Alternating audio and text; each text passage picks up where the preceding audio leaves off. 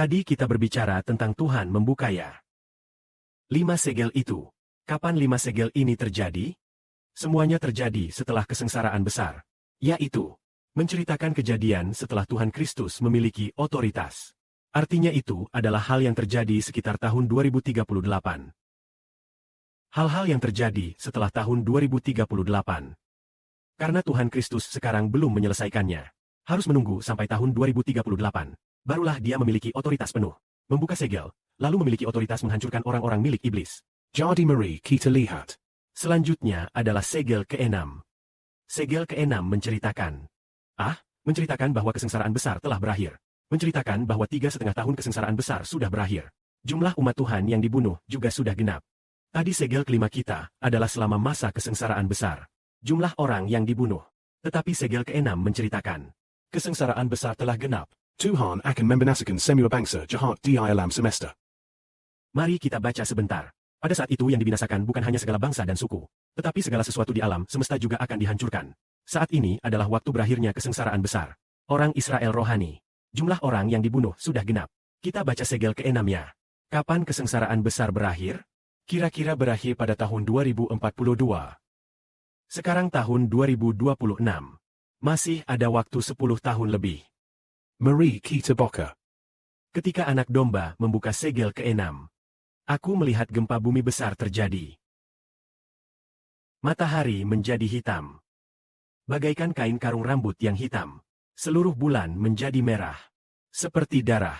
Bintang-bintang di alam semesta jatuh ke bumi. Bagaikan pohon ara. Yang diguncang oleh angin kencang. Menjatuhkan buahnya yang belum matang. Langit pun terbelah. Seperti gulungan kitab yang digulung. Semua ganang. Dan pulau dipindahkan. Dari tempatnya. Raja-raja di bumi. Pembesar, panglima, orang kaya, orang kuat, dan setiap budak. Maupun orang merdeka bersembunyi di dalam gua dan celah batu. Terus berkata kepada gunung-gunung dan bukit-bukit. Wahai ganang-ganang. Timpalah kami. Wahai bukit. Sembunyikanlah kami. Sembunyikanlah kami. Agar kami terhindar dari Dia yang duduk di atas tahta. Wajah Allah dan murka anak domba.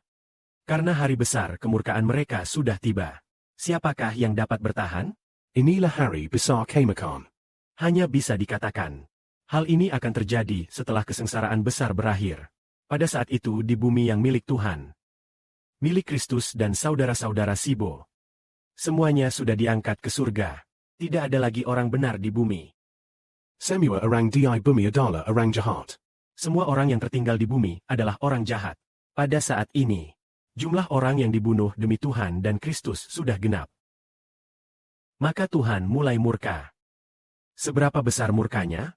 Membiarkan gempa bumi besar ini terjadi untuk mengguncang segala bangsa dan suku iblis.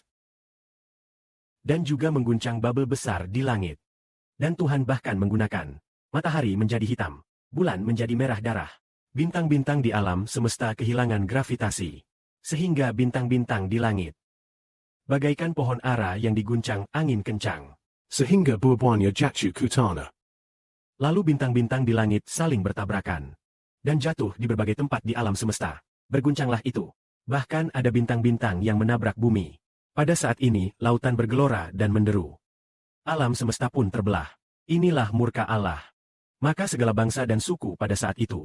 Bumi berguncang hebat. Semua kota di bumi tampaknya telah runtuh. Pada saat ini semua orang jahat. Karena mereka pernah membunuh orang-orang milik Tuhan Kristus.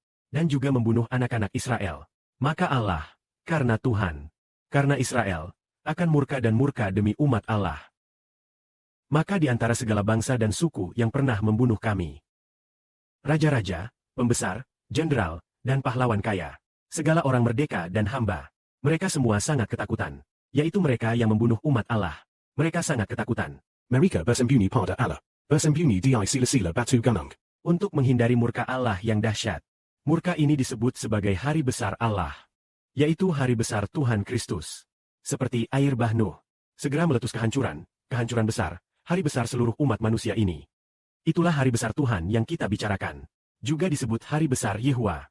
Hari besar Yehuwa berarti Allah akan memusnahkan segala isi alam semesta. memusnahkan semua orang yang milik iblis. Allah terus bersabar, yaitu bersabar menantikan hari besar yang akan datang, untuk memusnahkan segala bangsa dan suku. Maka Metrai ke-6 menyatakan Allah akan membalaskan dendam umatnya. Adegan yang sedang memusnahkan segala isi alam semesta. Dan pada saat itu segala bangsa harus bersembunyi dari wajah Allah. Murka anak domba. Karena Tuhan Kristus sang anak domba sudah murka. Karena jumlah orang milik Tuhan yang dibunuh sudah genap. Orang-orang milik Allah juga telah dibunuh. Maka Tuhan Allah menjadi murka dan akan memusnahkan segala bangsa. Tertulis dalam Metrai ke-6. Allah akan memusnahkan anak-anak iblis. Tetapi membiarkan Israel rohani memperoleh kemuliaan kekal. Segala kemuliaan bagi Bapa dan Tuhan. Amin.